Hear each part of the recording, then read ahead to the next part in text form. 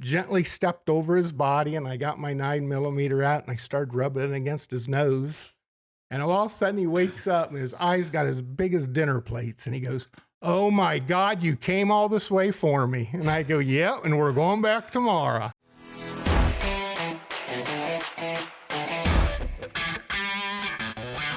Hey, this is Matt Cox, and I'm here with Tom Briner. And Tom just came out with a new book, and he is a former bail bondsman? Bail bonds, bounty hunter, repo man. Nice. All right. And he came out with a book, and actually your second cousins of Tim McBride. Tim McBride, yep. Right. So if you haven't seen Tim's video, check it out. It's on the channel. He was a huge marijuana smuggler, and I'll bet that's pretty cool at like family reunions and stuff that you get to talk about Tim. And that book should be a movie. Everybody's all excited about that. I know everybody in my family thinks, wow, what an upstanding citizen that my brother turned out to be. So, all right. So let's go ahead and let's get into it. He's got a bunch of stories about being about bounty hunting and just how the whole system works and tracking people down. And he's got a bunch of interesting stories, and that's going to be the podcast. So check this out. Well, first of all, where are you from? Originally from Mansfield, Ohio, or Ontario, Ohio, just a little suburb of Mansfield. Okay. And I mean, how did you end up getting into, doing the bail bondsman stuff? Well, it's kind of a funny story. I was recruited to play basketball when I was 30 years old at college. So I went to a small school up in Minnesota for about a year. Absolutely hated the school. So I ended up moving to Ohio, and I played for a small college there in Ohio State, Newark. And I was looking for a job one day because I was going to school during the day and wanted something to do at night. And I found an ad in the paper looking for a repo man, which I had no experience at. But I thought, well, that is a cool job. So I went and applied and lied my way into an interview. And about a few days later, they called me and they said I had the job. So that's how I actually got my foot in the door. And within the first month, I set the company record for the most repos. So I guess I had a knack for it. So when you go to find a car, to me, I feel like you're stealing the car back, but you already have the key. You just have to go find the car, right? And well, yeah. Sometimes you have the key, sometimes you don't. Some of the finance companies will send you a key, just because they know they're dealing with someone that maybe doesn't have great credit, so they might, want the key. Yeah, they might want an extra key, or you can bet. Now you can't do this anymore, but back when I was doing it, you could actually go to a dealership and you could get a key made off the VIN number, and then you could just jump in it and go. But every once in a while, you still have to knock on a door and try to get the keys from the people, or just tow the car. Okay. So a lot of guys have tow trucks now. Yeah, well, now it's like all tow trucks. But I mean, I know 20, 30 years ago, these guys were practically stealing the cars back. We started off with a car dolly. Then we mounted a winch on the dolly just to winch the car up if we didn't have a key. Right. And then we moved into tow trucks. So, yeah. Okay. So how long did you do that for? Oh, I did repos for probably 10 or 12 years. Okay. Yeah. What is that? What do repo guys get? I mean, what were you like per car? Yeah. You get so much per car, and the farther you drive, the more you get. So back then, if I picked up a car in county, I got $125 for the car, and the farther I went out, you made more. How long ago was this? Oh gosh, this is back in the 90s. I mean, that was good money. That's good money. Oh yeah, then. Yeah. I mean, we were bringing, back then we were bringing in at least $1,000 a week. So, I mean, back then that was pretty decent dough. Yeah, for a kid in college. Yeah, exactly. So when did that? I mean, did that move into the the I would say bounty Bail hunter. bonds? Bail bonds. Do I want to say bail bonds? Yep. Or Yep. because it's kind of that goes along the same territory. Yeah. Bail bondsman. You Yeah, have to. you're finding something either way. You're finding Right. a person or a car. So, yeah, we had a bail bond agency in Newark, Ohio, where I lived at the time, and it's a small town. And word got around who the repo man was, and the lady, her name was Eula Rizzo. She was an older lady, and she needed somebody to find people for her. And she called me one day and she said, "I heard you're really good at finding cars." And I said, "Yeah, I'm pretty good at it." And she says, "Well, how would you like to find people?" So I said, "Yeah, I can do that." So I started working for her, worked for her for a couple years. And then the company that underwrites her bonds and stuff needed a bondsman in Mansfield, where I was originally from. So I jumped at the chance, and we opened an office up there. So I'm going to go back for a second. Mhm. You started doing it was the repos. Did you end up getting a degree? Like, you said you were kind of going through college. Yeah, like, so yeah. Why did you stay with repo, and why did you continue to do the repo? Like, why did you get a degree in whatever and go with that degree, or just you enjoyed it too much? Or what I was did. Okay. I absolutely loved doing it. And I went to school I was going to be a gym teacher, basically, a physical education major. And I went for 4 years. And as my wife is mad at me because I quit when I had 3 classes basically to go. And I never got my degree. Wow. But you could do that at night now. Yeah. I mean, that's, But it was, I don't regret a bit of it. Yeah. So, but I mean, what was going to change if you'd completed it? You were still going to be Yeah. the repos. Yeah, most likely. So you opened up, what'd you call it, like an agency for this company? Yep. And I mean, how does that work? Like, do you have to get, like, how do you become a bail bondsman, really? Well, at the time, you had to have a property and casualty license. So, and it has absolutely nothing to do with bail bonds. But I think it was basically a way for the state to try and monitor you? To monitor you and get some cash out of you for a license. So you now you actually have a class that teaches bail bonds, right? What you're going to run into and things. But back then it was property and casualty, and once you had that, you were allowed to write bonds. That's nuts. I mean, I actually had my property casualty license in Florida. Yeah, I did it I was a workman's comp adjuster for like a year, just out of college. Yep, that's all you needed. Yeah, that's nuts. Like, they didn't mention anything about bonds. No, I was the only one in the class for bail bonds. So, all right. So then what happens? Like, I mean, you have to put up the money, or is it you have to get a bond? You have to, what do you do? Well, let's say you got arrested for domestic violence. Me? You. And you came to me and they said, or a relative, because you're in jail, would come to me and say, "I need to bond out my boyfriend, husband, whatever." And I would go over to the court and I would basically write them a check for whatever the bond is. It's $10,000. Let's say it's $10,000 bond. So I write them it looks like a big check basically. Right. And it would be for the amount of $10,000 to make sure that you show up at court. And your portion of that, you would owe me $1,000. So that's how we made our money. I would make $500 on the deal. The insurance company that underwrites me, they make $500 on the deal.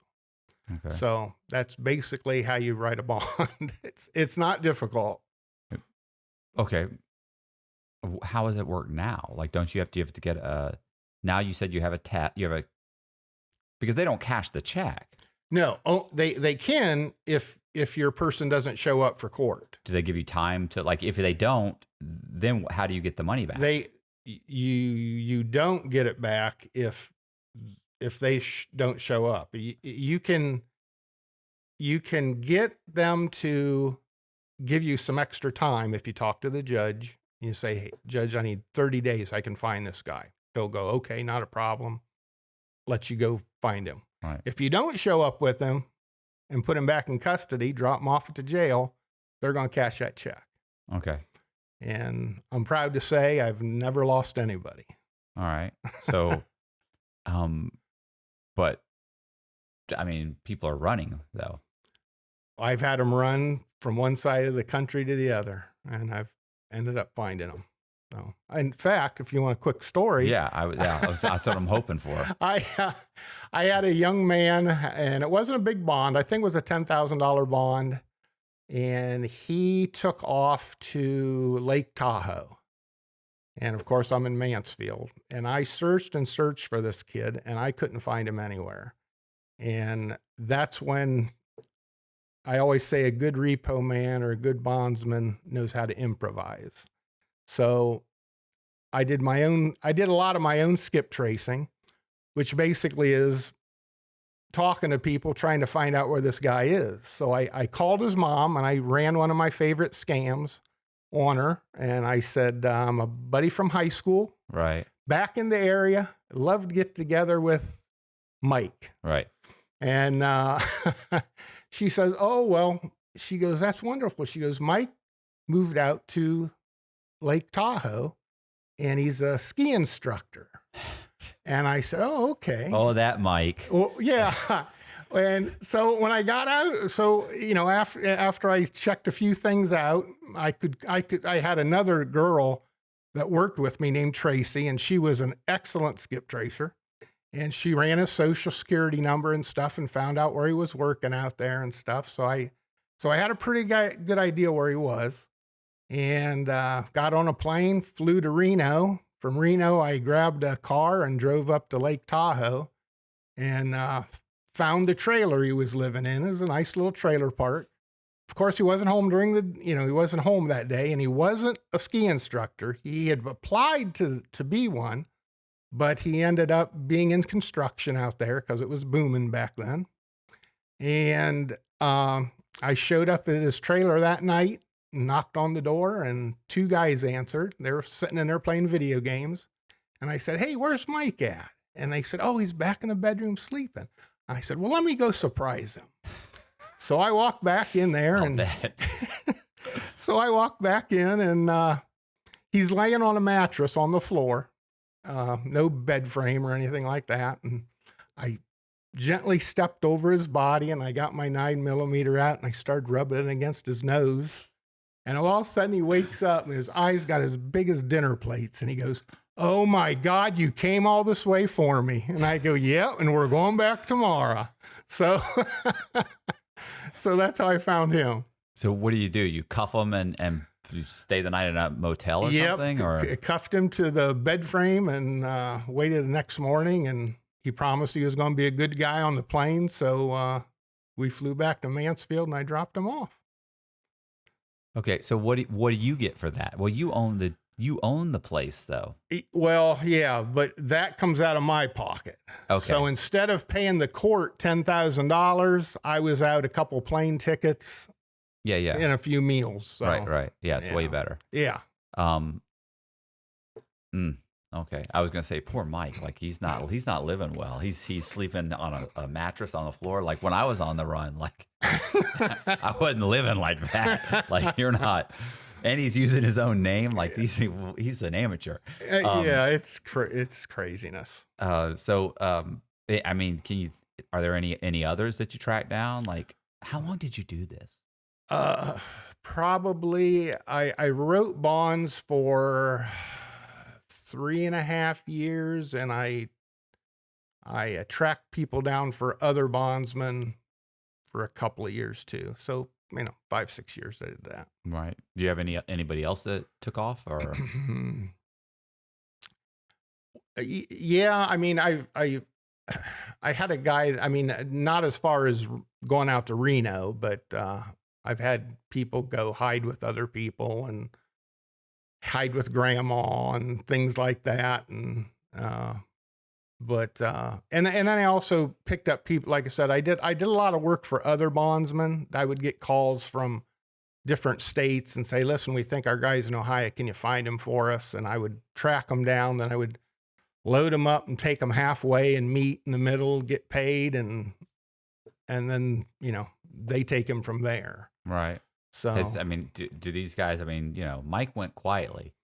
Do all of them just, oh, you got me? no, and you'd be surprised. Most of them do. And I think I was smart about it. I wasn't big on kicking indoors and wrestling somebody to the ground, which I've done, but very sparingly. I would always do more of a stakeout kind of thing. And if I knew there was 5 of his buddies in the apartment with him, I wasn't going in there because it's going to be nothing but pure confrontation. It could go bad. I would wait till I see the guy come out by himself, walk into his car, walk up behind him and say, hey, guess who I am? And usually they're so surprised, before they even have a chance to think I've got him in cuffs and we're on the way back to the jail. So, I haven't had, a lot of people always ask me what's more dangerous. And I said, repoing a car is more dangerous, because I look at it this way. A lot of these guys I'm getting out of jail and writing bonds for have been there before. Yeah.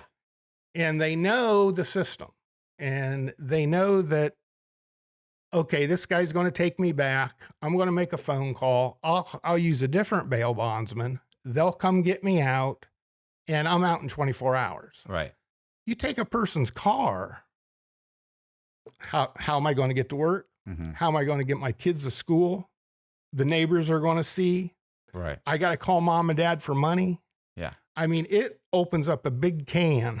So, and people get pissed when you take their car. Because they feel like they own it. Yeah. I feel like you're taking my stuff, not the fact that, no, I'm taking the bank's stuff back. Like, you don't have the title to this car. Exactly. People don't realize, like, you don't really own your car.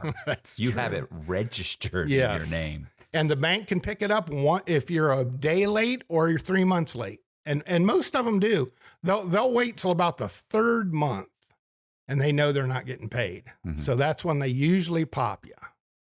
So, right. Have you ever been shot at, or? I have been shot at once, and I've probably had 2 or 3 times people putting a gun to my head. But was this for repo or for? This was for repoing.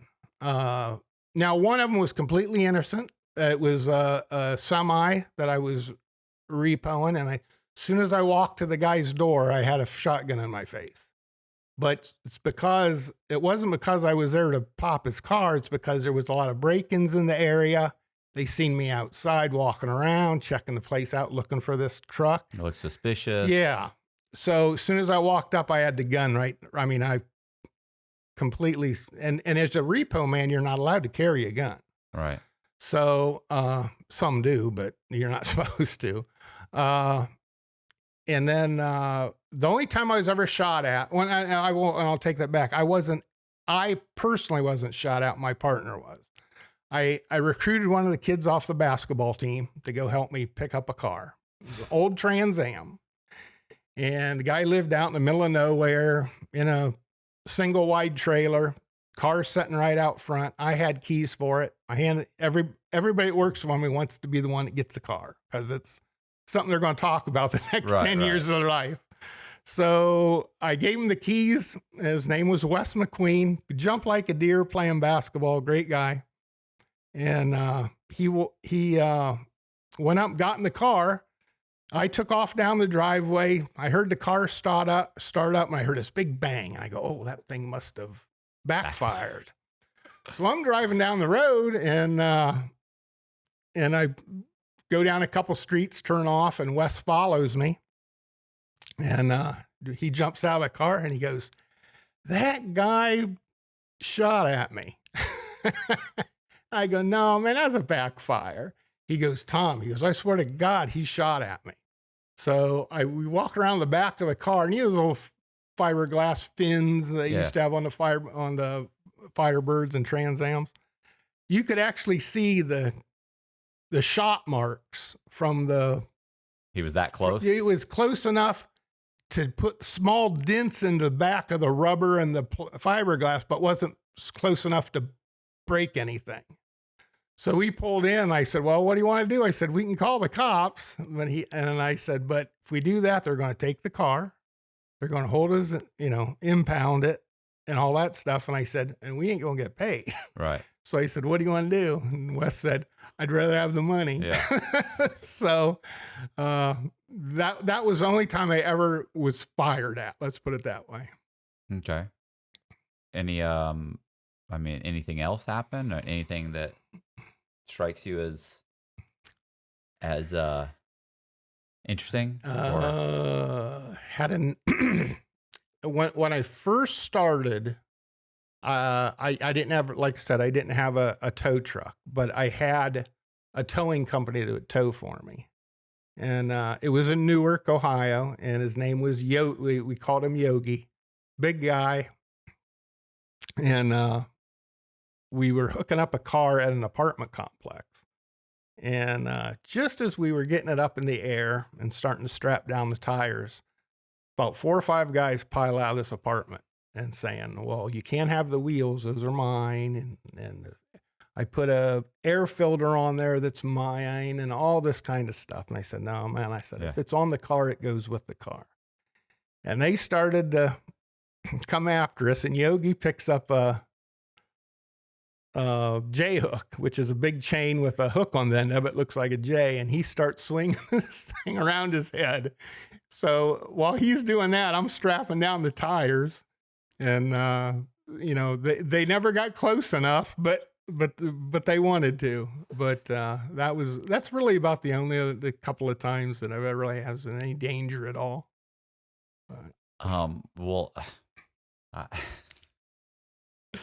So what happened with your, well, first of all, when did you retired from doing this recently?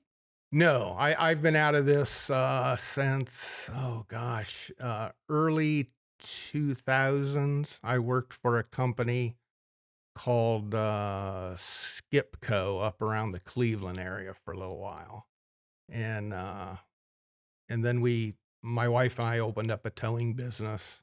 Okay. And we ran a towing business for several years in the Mansfield area. Okay. When you did the skip tracing, did you ever use aren't there are systems, right? Like LexisNexis. Oh, yes.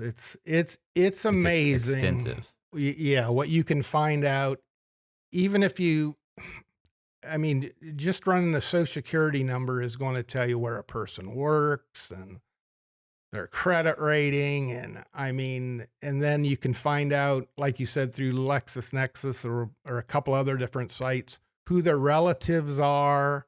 A whole chain of people. Yeah, where they've ever lived. Oh, yeah. It's scary how much you can find out for a few dollars. Yeah. Well, when you grab these guys, did any of these guys ever, did they ever have fake IDs on them, or? Because you have to recognize the guy. Yeah, and I always took a picture as soon as I bailed somebody out. Those old Instamatic cameras? Yeah. I would... like the Polaroid? The Polaroid camera, yep. And every person, I'd take a picture as soon as I walked out of jail. So, when you're picking up somebody for somebody else, that can be a problem. And I had one girl lie to me for a while, and I bet I spent 2 hours in her apartment questioning her just to make sure I had the right person, because I wasn't leaving unless I knew I had the right person, because then you get a whole nother can of worms. Right. So are you allowed, I have a question, are you allowed to, if you know the person's inside? Yes. Like, I saw you walk, I know it's you, I saw you walk in, I'm 100% sure it's you, and they close the door and lock the door. Are you allowed to go in? Yeah, it matters what state you're in. And I know things have changed a little bit since I've done it, but as long as I knew that person was in there and I had an address on a piece of paper that person wrote saying, when somebody gets out of jail, I say, you need to give me several references where you lay your head at night. Right. So I would make them write down several different addresses, so I had the ability to go in after them. Like in Ohio, if I had a reasonable suspicion that person was in there, right, I could go in there. now I think you have to have that person had to write a physical address down when you bonded him out of jail of where he's going to be. And let's put it this way. If I knew you were hiding in an apartment complex, I can't go through that apartment complex and kick every door down because because I seen you walk in the building. I've got to know what apartment you're in. But if I know what apartment you're in, I've got the right to go in there and get you. Okay. Because basically when you write a bond, that person is giving up his rights. Right. So, I mean, I don't need a search warrant.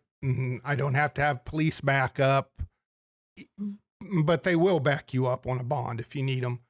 But, but as long as I know that you're in there, I'm probably going to come in after you.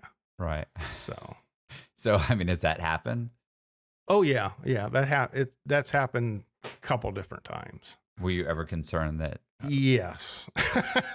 and the first time I did it, I got called down to the police department, and my boss always gave me a 3-fold pamphlet of everything a bondsman is legally allowed to do with the codes and everything written on it. So when I got, they called me one day and they said, we heard you kicked in an apartment door. And I said, yeah, I did. And, well, what gives you the right to do that? And I just hand them that paper and they'd read it over, go, okay, you're good to go. Right. So, because believe it or not, a lot of the police officers have no idea what a bondsman is allowed or not allowed to do. Right. So, well, I mean, have you ever grabbed anybody and they had like a fake ID or something, or? Just one girl. And it was, like I said, after I questioned her for a while and things weren't adding up. She had a fake. I thought she just gave you. I thought she just gave you just gave you the wrong name. Well, she actually had an ID. Yeah, she had an ID, and I was with one of my partners. His name was Kevin, and he actually saw through it first, and then we talked about it. And I go, yeah, I think you're absolutely right. And when we got her down, it was who she said she was. So she finally gave it up when the police down at the station. So what about the story about the kid? Oh, yeah. Well, you know how you go to the Department of Motor Vehicles and you wait in line? I've been many, many times. Exactly. And I hated to go there, and thank God they can let you send them a check now. But I'm sorry. I had a repo, and the lady worked for the Department of Motor Vehicles. And I said, revenge time. Right. So I went to her place, and the car was sitting there, and I backed up to it and had it up in the air. And a lot of times I go up and knock on the door and say, listen, I'm repoing your car. It's up in the air. If you want to come out and clean your stuff out of it, you can do that. And of course, they're giving you every sob story in the world. I'll make my payment tomorrow, or can I pay you? Or, well, I mailed it, or, you get every excuse in the world. And I said, I'm sorry, I've got to take your car. And as I was doing that, I seen a little boy come out. She must have been about 3 years old. And he's listening to everything, the conversation between my mom, or his mom and me. And I was around the back of the car taking the plates off, because I always give the person their plates back. And all of a sudden I feel somebody pulling on my coat. I said, what? I look around, and there he is. And he's standing right beside me, and he holds his piggy bank up. Aww. And he said, will this pay for my mom's car? And I felt like the biggest heel in the world when that happened. And, but yeah, every once in a while you get a story like that, and it just kills you. I think that night I just said, screw this, I'm going home, going to bed. But I wrote in the book, I hope that kid turned into something and can buy his mom a new car. Cause he definitely, you took it. He definitely would have done that when he was 3, right. So, but. I'm sorry, when you said the checks in the mail or that they've mailed it, or Mm-hmm. I had a mortgage broker. We used to play pranks on each other all the time. And one of my other mortgage brokers was doing a loan for a guy that had a tow truck company. And my other mortgage broker he'd been there a month or two. And he actually had, after a couple weeks, came up to me and said, I hate to say this, but I got these 2 loans that are closing. And I'm like, right. He said, my car payment's way behind. And he said, it's a buy here, pay here lot. And I was just like, wow. And like, how bad is it? It's, and he was like, yeah, they're going to take my car. He said, so is there any way you could give me some money up front? I was like, well, how much do you need? I don't know what it was, like 2 payments behind. They were like $300, $400 a piece. I was giving like $800 or whatever. Well, so he said, okay, cool. So he took the money. Well, like the following day or the day after, I remembered like the guy, the customer that had the tow truck company showed up to sign some paperwork. And I went, whoa. And I said, hey, so I told the broker, come here. I said, listen, I told him about what had happened with this guy. The guy's name was John Sloan, actually. So I told him John Sloan is behind on his car payment. He's afraid they're going to show up and take his car. Mm-hmm. And he goes, okay. I said, so I need you to get your customer to back up to the his car and take it. And so like go to put it on. So his customer comes in, he goes, okay, what do you want me to do? And I said, I want you to back up. It had the thing that went, and went under like it. He didn't have to get out to pick it up. Exactly. So I said, start that hole. He said, okay, look, I'm not going to pick it up. Like I'm going to get down there and I'm going to jiggle it and make it look like it. He said, but I'm not going to actually touch the car. And I said, okay, that's fine. I said, it's going to make the beeping noise when you back up though. He goes, oh yeah, no, it'll be a show. And I said, okay. So John Sloan, his desk was just like it. He faced like inward, and the back of his desk was all glass to the parking lot. Right. And there were blinds, mini blinds behind him.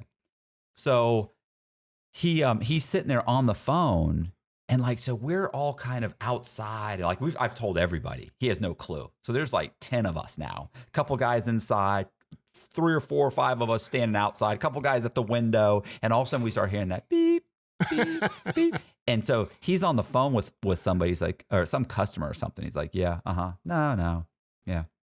He's like, yeah, well, this is what happens. And then he's like, yeah, I don't know. Somebody's car's getting towed or something. I don't know. Yeah, I don't know. They're backing up a truck. I don't know what the noise is. It's yeah. Because he goes, hold. He goes, hold on.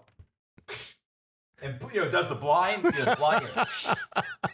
and he goes, I gotta go, and hangs up the phone and runs out there, runs over to the guy, and he's like, Sloan was a big guy, Yeah. and he's like, hey, wait a minute. And the guy's like, yo, man, they didn't get your payment. No, I did. I dropped it off yesterday. I went yesterday. He's like, bro, you're on the order today. I got to take the car, man. I don't know what to tell you. And the guy's actually doing the lever and just making it go.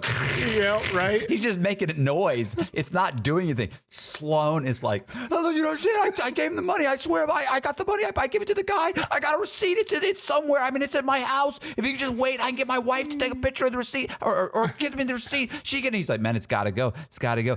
And the guy's starts kind of laughing. Right. And then so he keeps looking up at us.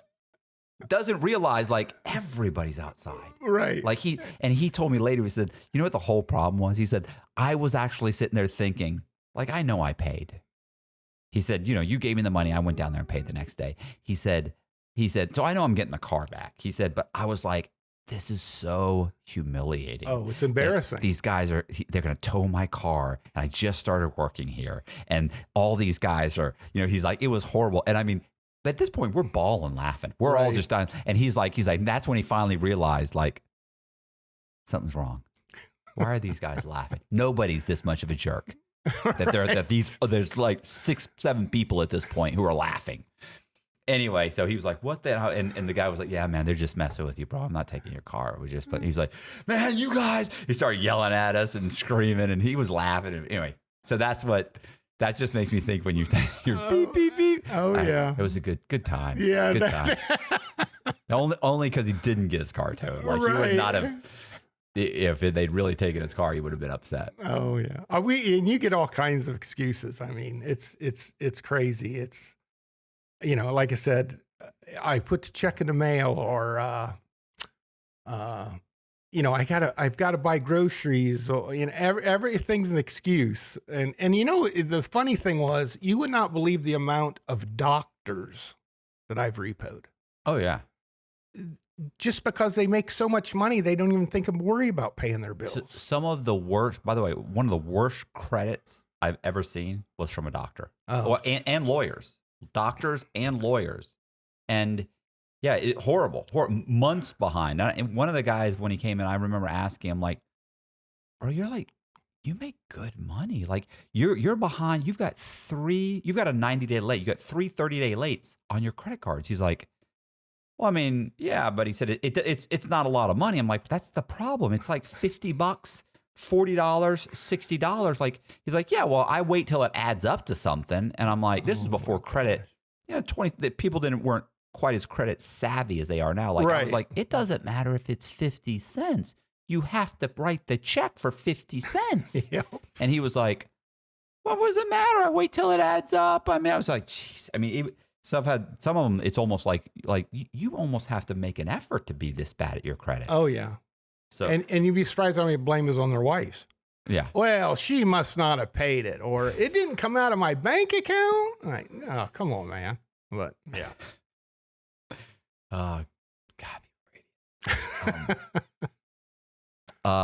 so you took the little kid's mom's car. I mean, did you feel bad? Oh, I felt horrible. Absolutely horrible. But it had to go. And my thing was, I'm getting back at the DMV, but yeah, that didn't work.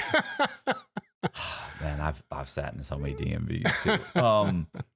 Oh, and they're so rude. Like 90% of them they hate your guts. Yeah. It's like, why did you take this job? If you really hate people the way you clearly hate people, like, why did you take this job?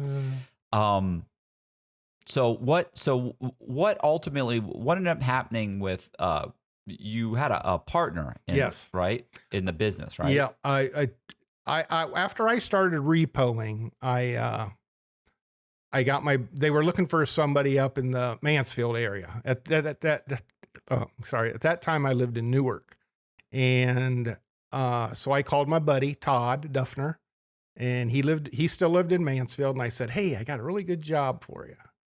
And he went out with me on a couple of repos. He goes, yeah, I can do this. So Todd and me repoed all over the state. And he ended up also doing bail bonds with me. And he actually took over my bail bonds business when I bought the towing business. And we worked together so well. And I mean, there was nights we could pick up together, both in the same truck, just address to address. We'd pick up 7, 8 cars a night. And those were great paydays when we were doing that. And one day Todd walked into my office. And he put his arm on my desk and he goes, look at this. And I could see all the muscles in his arm just twitching. And he goes, I'm not trying to do this. It's just happening. And Todd was a big fisherman, a hunter. And a great day for Todd is when he's in the woods. And he went to the doctor and the doctor said, well, you probably got a tick bite. Sometimes if you get a tick bite, that's what happens. He goes, well, I'm going to run some tests.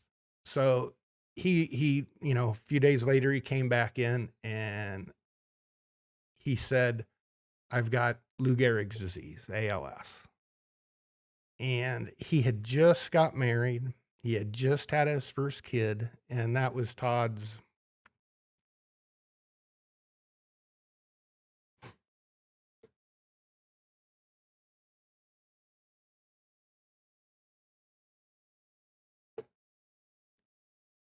I'm sorry.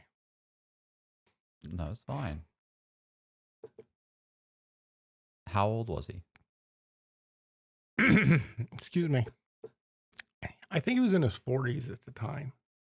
And that was his dream, to have a family. And in a very short time, he was gone.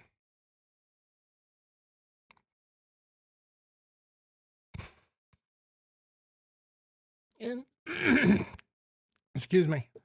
it was it was tough, and he's one of the reasons I live in Florida right now. Excuse me, is because I knew, when that happened, life's short, and I told my wife, I said, as soon as our girls get out of college, I go, we're moving, and I said, I want to move to Florida, want to retire, want to take it easy. And I said, we got enough money to do it. And that's what we did. But I think of him every day. And you talk about him in the book? Yeah. One of the last chapters in the book's about Todd. Okay. Super guy. Great family. Grew up with him. We were in track together. Played ball together.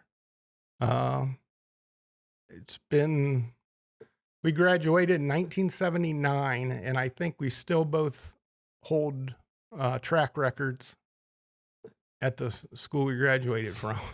I mean, he the boy could run. Boy, could he run. And I've got a great story about him. He was, we were out repoing. I think we were looking for an S10 pickup. And he went up to check the VIN number of a car out in the middle of nowhere on a farm. And he went up, checked the VIN number, and all of a sudden I hear all these dogs barking. And I've got my beams on my truck down real low, just the running lights on. And all of a sudden I see Todd running right across the front of my truck and 3 dogs after him, all wiener dogs. But it was so dark, he couldn't tell. So I see him running down the road like all hell, and these 3 dogs just chasing him. 3 dogs just chasing him down. And so I start up the truck, and I turn, I'm going down the road, and pretty soon he's running up beside the truck, and I grab him, and I go, they're wiener dogs, man, they're wiener dogs. So we turn around and head back, and I said, he goes, that's not it wasn't the right VIN number on that truck. But I see all these dogs in unison following each other, just wobbling back to the barn. Oh my God, it was hilarious. But yeah, we got a lot of great memories of Todd. Well, that's good. Yeah. That's good. How long have you been in Florida? We've been down here a little over 3 years now. Yeah. Okay. All right. No. No, what? What's the Todd? I had this one guy. Todd and me knocked on the door, and he wasn't where he's supposed to be, so that was strike one. And then Todd wasn't where he was supposed to be? No, the guy that skipped bail wasn't where he was supposed to be. Okay. Or wasn't living where he was supposed to be. So I found a girlfriend's address, went to her house, and knocked on her door, and she said, no, I haven't seen him. I said, no, he's in here. I know he's in here. I said, we got to come in. She goes, well, you need a search warrant. And I go, no. I said, I don't need a search warrant. So we pushed through her, and Todd went upstairs, and I searched the first floor, and Todd comes down. He goes, man, she's right. Yeah, that guy's not here. And I go, crap. I go, I know he's here. And I go, did you check the attic? And Todd goes, no, I didn't check the attic. So we go upstairs, and behind the dresser, there's an attic access. It's not there's actually a room in the attic, but on the sides, there's, 4 or 5 feet there that there's an access door to. So I get my Maglite flashlight out, and I move the dresser, and I'm peeking down through both sides of the eaves, and they had cellulose insulation blown in, which is that newspaper, dirty kind of insulation. And at the end of the attic, I see this lump, all, like a big mound. And I go, man, that don't look right. So I and I don't want to crawl in this 105-degree attic, and so I take a battery out of my flashlight, and I gave it a toss down there, and whack, I hit that thing, little big lump, and all of a sudden that guy jumps up. He was up there completely covered in insulation, hiding from us. And it was over a stupid $5,000 bond, which he's going to get 30 days and go home. I mean, it was just something ridiculous. And so on the way out of the attic, he's crawling through trying to hit every 2x4 beam, and all of a sudden his leg goes through the ceiling of the bedroom down below. So now they got a big hole in their bedroom ceiling, and he crawls out, and I'm not kidding you. This guy was, I called it tarred and feathered because he is completely covered in this stuff. And we get him outside, and he goes, man, don't take me to jail like this. He goes, let me hose off. So he stood there as we're hosing him off. He's completely soaked head to toe. We got all the stuff off of him, put him in the car, take him down to the Mansfield City Jail, and the jailer comes out to take him back to the cell, and he's just looking at this dude going, and then he looks at us, and he's just shaking his head, and I said, that's what happens. But yeah, that was another good one. But, yeah, and the book, like I said, it's full of great stories like that. It's a good read. I think people will like it. Right. So you had mentioned one of the things you said people ask you about, like, is it like is doing it like what was it we mentioned? Was it Dog the Bounty Hunter? Oh no. I actually was gonna mention that when we were talking earlier. Yeah. Before we sat down, I was gonna say, well, there's a lot of fake shows on TV. I know there was a couple of repo shows on TV that were completely fake, and they try to pass stuff off as reality. And Dog is, I'm sure he does a good job and everything, but people, I see him on the news a lot, and people interviewing him and stuff. And I'm thinking to myself, I did this for several years, and I rarely had people skip bond on me. Right. And when you write a bond, you look at the person, you look at his credit, you look at his family, you look at, is he going to stick around? And there's different things you have to check off of a list to make sure this guy's going to show up for court. And my thing with that show is, if you can't tell somebody that's going to show up for court, and you're just going to sit there and write bond after bond after bond, and you have so many bonds out there and so many people you're chasing down that they can make a TV show, are you really a good bondsman? Yeah. So that's my big thing with him. I'm thinking, if you can go on TV and have a show every week of several people you're chasing down. Was he chasing are these all his people, or that he chasing other guys also? I think he does chase other guys' bonds too, but then again, he's in Hawaii most of the time, so it's not like it's not a huge community. Exactly. So and trust me, there's bondsmen out there that'll write anything that comes along. But do you really want to spend all your time out chasing people when you could be writing more bonds, making more money? I mean, you do if you have a TV show. Well, I mean, that's true. But take nothing away from the guy. But let's see. I just wouldn't call him a top tier bondsman. Yeah. And then when he gets involved in like that girl that went missing and down here. Well, it's it's entertainment. I mean, he's a character. Yeah, and I understand marketing, but when you're crouching down beside a fire pit and looking at the ashes and rubbing them between your fingers and going, he was here. Come on, man. I mean, people don't be so gullible. He's checking the dirt footprints. It's him. He's wearing someone else's boots. Yeah. They're 2 sizes too big. It's definitely Bobby. He's definitely out there. I always love at the end of the show where he tries to like lecture them and try to get their life right, and tells them about himself and tells them about how he changed his life and how it's just like, stop it, bro. Yeah. Stop. It's in one ear, out the next. Yeah. So. Yeah. It's funny because, when I was locked up, I read, and I don't know if you know who this is. You've heard of Stephanie Plum? Stephanie? No, I So haven't heard. I want to say it's Stephanie Plum. Janet Ivanovich writes about her, and she's a bounty hunter. There's been a movie about her. She was a bounty hunter. Mm-hmm.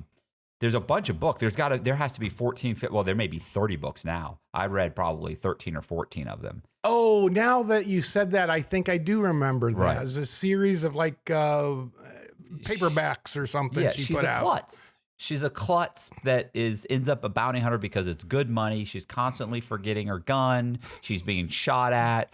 She keeps getting, beat up. Like people are chasing her. She's chasing them. They're actually hilarious, bro. Like, I mean, Right. if you watch, I mean, you know it's ridiculous. I know Yeah. it's ridiculous, but the characters in it, the funniest thing about the characters in it are the fact that these are real people. Like, these are all, you can tell like that there is some nut job out there. Like, this is, you're dealing, the kind of people you have to deal with in that industry. Right. You're arresting the same people over Oh, yes. and over. Have you, Yep. have you arrested people over and over? Yeah, 2, 3 different times on several different people, and they, I mean, it's like they've got my phone number tattooed on their arm. I mean, they just know. Call Tom. He'll get us out, and they show up for court. So I'm not, Oh, of course, that's great. I mean, have you ever chased down the same person? Has that same person run twice, or if they run No. once, you don't ever? oh no, they run once. I won't rewrite Don't that call me bond. again. No. Let somebody else deal with that. Do you ever go after them? Like, if so, you put up a $10,000 bond, and you're saying that it's $1,000, cost them $1,000 to get the bond. Right. You're getting $500. Then they take off. Mhm. So now they take off, and you have to chase them, and it costs you $1,200 to catch up with them. Do you turn around and bill them? Like, do you say, hey, or you're saying you're not going to get that money anyway? I don't bill them, but on some bonds, I always took some collateral. Right. I've had motorcycles. I've had cars. I even had a Hot Wheel collection that I walked into the guy's house, and he had them under glass on his wall. And I knew in my head, he values that. Yes. Yeah. He So might I come said, back for that. Yeah. So I'm taking that with me. So, there's ways to make sure people show up for court. Right. So, but yeah, and like I said, I've been blessed as far as people showing up. I haven't had a ton. I'm sure the book, I've got 2 to 3 times as many repo stories as I do bond stories, Right. because I was smart at writing bonds, and I still made a decent living at it. So What about, did you ever do you ever place a lien on anybody's house? Oh yeah. I had one guy, the police, he was laundering money, and he had over $1 million in foil wrapped up in his freezer, and Nice. the Nice. feds, the feds busted him, and he owned his own home. He owned a vending machine business, and I would write a mortgage on his house, or a lien, put a some type of lien. And that's another story. When I first started working there at Mansfield, I would go down to the clerk of courts or the recorder's office, and I would, stand there, and everybody knew I was the bondsman. So the bondsman, Right. Nobody wanted to help the bondsman. So, I would stand there, and I'd wait in line, and trying to get somebody to help me because they had to file this or file that, and I wasn't getting much cooperation. And one day I walked in, and I held up a $50 bill, and I said, "If anybody will help me, I'll give you $50 right now." And then, come to find out, they found out that I was dating my current wife, Melanie, and I would walk in, and as soon as they knew I was dating her, because she was a legal secretary in town, everybody knew Melanie. So when I walked in, then all the girls at the clerk's office would be running right up. Oh, what can we help you with, Tom? I said, Nice. well, I guess it's who you know. Yeah, So- yeah. You got to stay in her good graces. Yeah, exactly. Things don't go well with Melanie. You never get helped again. The 50's not even going to help. That's true. Oh, there's that Tom. Yeah. Oh yeah. Okay. So have you never foreclosed on anybody's house? Never No, had to. Never No. had to. Never. So had what to. if they didn't own the house?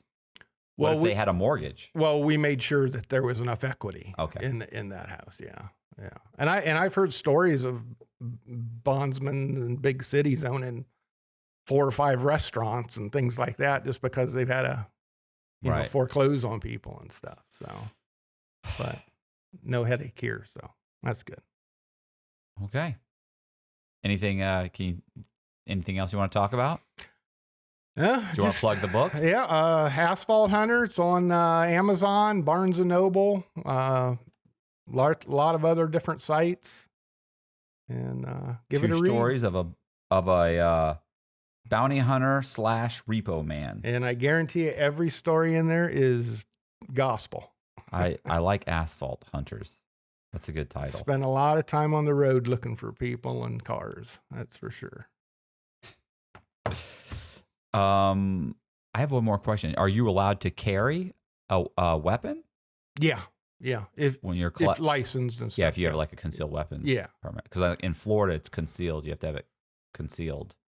In I know other states, like I remember being in Tennessee, I would see guys with the gun. Like you couldn't get a concealed weapons license. What you had in Tennessee was Right. you had a carry permit and you had to be able to see the gun. Yeah. In Ohio at the time, when I first started, there wasn't a concealed carry law, but there was a specific thing in the law that said if you were in a dangerous position, if you're carrying large sums of money, like Right. to a bank or something like that, they gave you like a waiver on that. So I never had a problem with, I'd walk in the police department with a gun as long as I put it in the locker when I went back to talk to somebody. I was good. So no problems. Okay. All right. I got nothing else. All right. All right. I sure appreciate it. Sure. Asphalt Hunters. So we're gonna have we'll have the links in the description for Amazon, and I think that's pretty much it. Cool. All right. If you like the video, do me a favor and hit the like button. Subscribe to the channel. Leave a comment in the comment section and share the video to as many of your friends and family as you can think of. And I appreciate it. See ya.